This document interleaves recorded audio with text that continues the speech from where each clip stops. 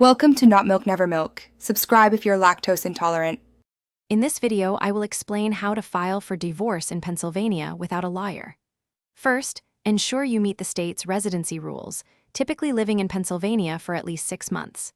Next, decide if you're pursuing a no-fault divorce, which is often simpler, or a fault-based one.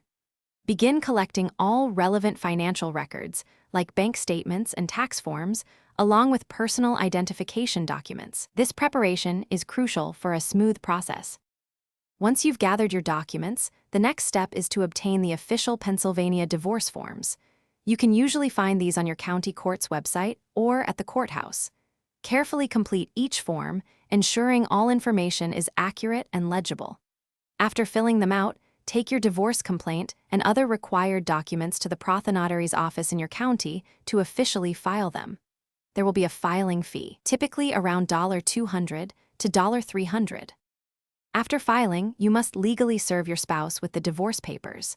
This ensures they are formally notified of the proceedings. There are specific rules for service, often involving certified mail or a sheriff. Once served, your spouse has a set period, usually 20 days, to respond. If they don't, you might proceed by default. For agreements on property or children, mediation can be a helpful, less confrontational option.